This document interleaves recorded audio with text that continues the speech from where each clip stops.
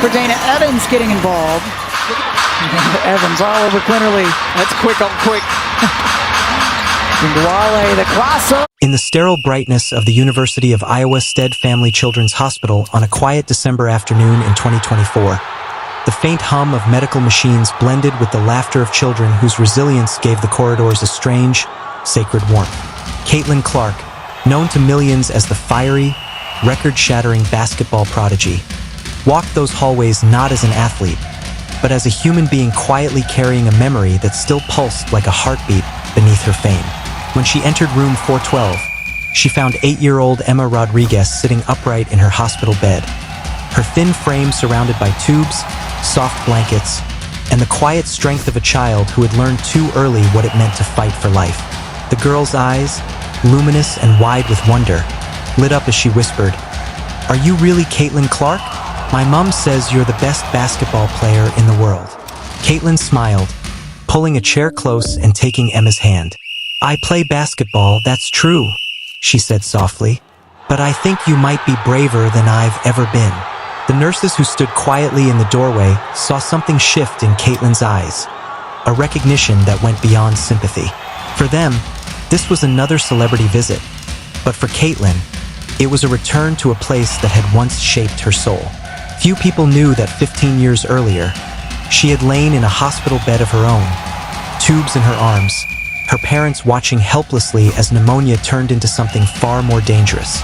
It was in that same kind of room, surrounded by fear and uncertainty, that a college basketball player named Jessica from Drake University had stopped by, speaking to her not as a patient, but as a person. "Being brave doesn't mean not being scared," Jessica had told her, sitting on the edge of her bed. "It means doing what you need to do even when you are scared. That's what makes a champion." Caitlin never forgot those words. They became the quiet compass guiding her long before she ever wore the black and gold of Iowa, long before she learned how to stand tall under the bright, merciless lights of national scrutiny. As Caitlin sat beside Emma, she noticed the little girl's drawings taped to the wall. Rainbows, stars, a basketball hoop, and a message scrawled in a child's shaky handwriting. "Be brave, like Caitlin Clark." The weight of that phrase nearly undid her. "You know," Caitlin said gently, "when I was about your age, I was in a hospital too. I was really sick and I was scared, but someone came to visit me. Someone who told me that being brave didn't mean I had to pretend not to be afraid. It just meant I had to keep showing up, one breath, one day at a time." Emma looked up, curious. "Did you get better?" she asked. Caitlin nodded slowly. "I did, but it took time. And even when I got better, I still remembered what it felt like to be scared. That's why I come here, to remind kids like you that they're not alone." For a long moment, Emma said nothing. Then, in that small, fragile voice, she whispered, "I don't want to die." Caitlin's throat tightened. She leaned closer and said quietly, "You're not dying, Emma. You're fighting. And you're doing it with more strength than most grown-ups could ever imagine. Every time you smile, every time you keep going even when it's hard, that's winning." The nurse by the door turned away, wiping tears she couldn't hide. Caitlin continued talking with Emma about basketball, about Emma's dream of playing point guard someday, about the joy of the game that transcended wins and losses. She promised to send her a signed jersey, but before leaving, she gave something more meaningful. A silver bracelet she had worn since her freshman year, engraved with a single word, courage. "I used to wear this before every game," Caitlin said, unclasping it and placing it around Emma's small wrist. "It reminds me of why I started playing in the first place. I think it belongs to you now." Emma's mother, standing quietly in the corner, wept silently as her daughter touched the bracelet as if it were a shield of light. That evening, long after she had left the hospital and returned to her car in the dim winter dusk, Caitlin sat for several minutes before turning the ignition. The weight of that day pressed against her chest, the smell of antiseptic, the flickering fluorescent lights, the way Emma's tiny hand had felt in hers. She thought of Jessica again, the stranger who had changed her life without ever realizing it. What if Jessica hadn't visited that day? What if those words about bravery had never been spoken?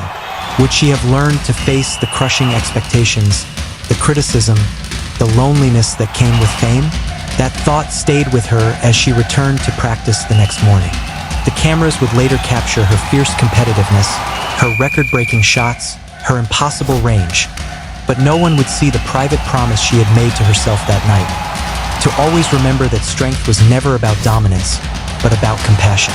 When news of her hospital visits began circulating months later, Caitlin initially felt uncomfortable with the attention. She had never wanted credit for those quiet afternoons, never wanted the world to know how deeply personal those visits were. But when Emma's mother wrote a public post about her daughter's transformation, the way she began smiling again, talking about the future, believing she could beat cancer, Caitlin's silence broke. "People think sports are about glory," she said in an interview. "But really, it's about connection.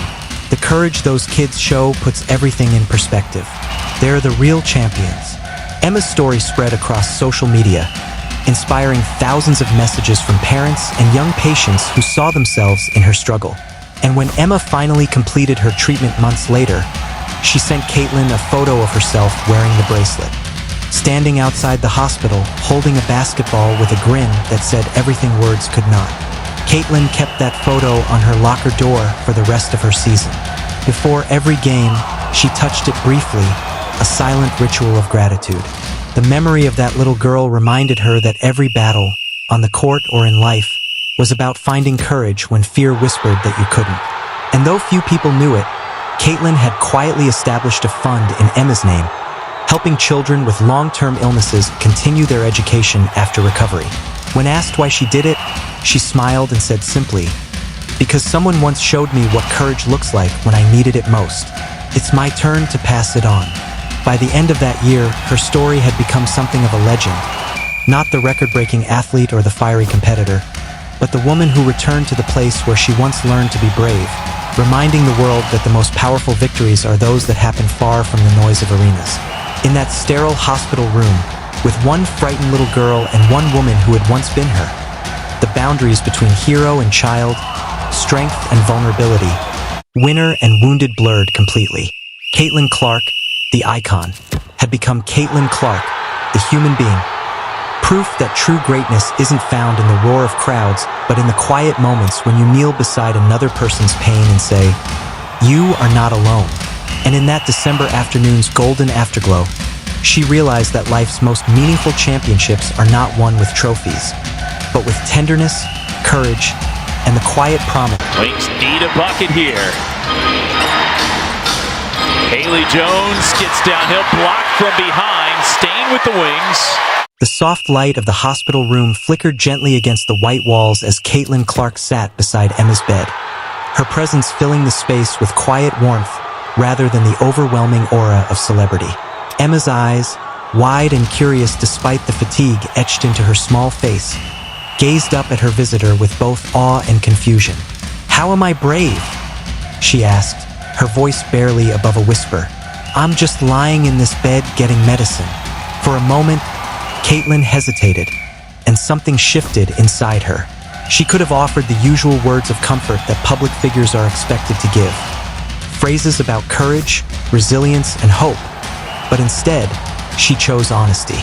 She was about to share something deeply personal, something she had never spoken of publicly, not even to most of her family or closest friends.